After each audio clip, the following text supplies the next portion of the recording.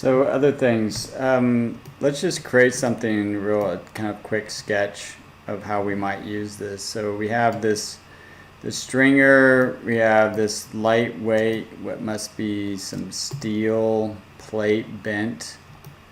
And let's take a look at how we might support that. So we would probably want some kind of wall here in the middle. So let's just go ahead and go to level 1. Sure.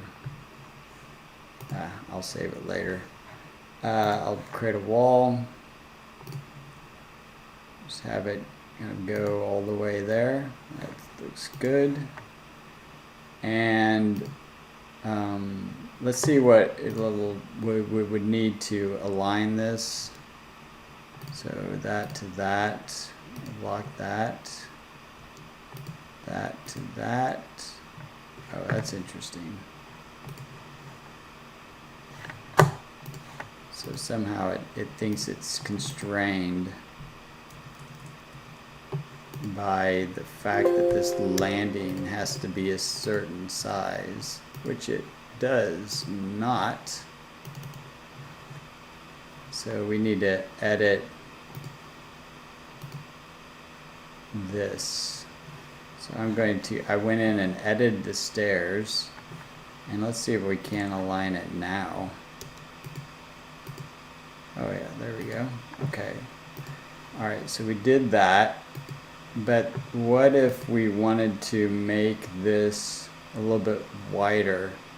Let's edit the stairs again. We'll select that, and we can pull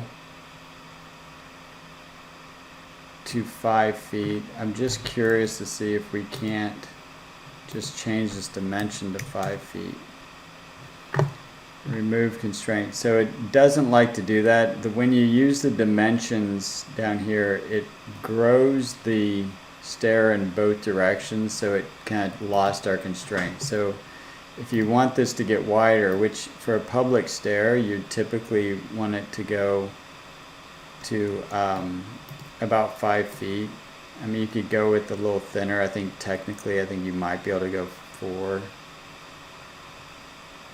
So I'm just going to go to 5 and then go 5 here. A little tricky. That's why I really wish those dimension tools below worked. Alright, so it's giving me a warning. Landing depth is less than a run width. So if you didn't know, your stair landings can never be less wide than the stair that it's coming from above to it. So if this gets to 5 feet, it's saying, hey, buddy, you might need to make this also 5 feet. Now it's funny, it doesn't actually do something about it, because it's acknowledging that you're the designer and that you may know something it doesn't, but it's definitely going to throw out a warning sign. So if I can't kind of move it perfectly, what I can do to edit this would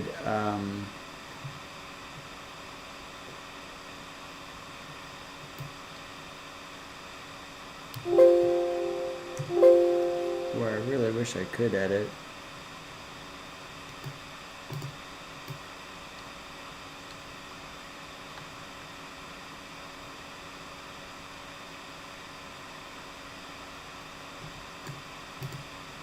What I'm doing is trying to get further away and hoping that it gets less precise.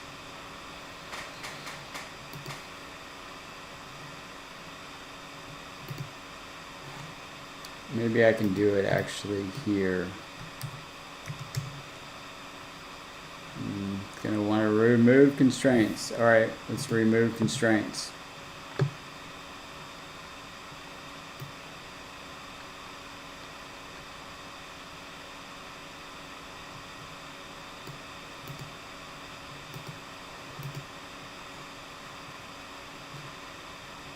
Oh, so it moved it kind of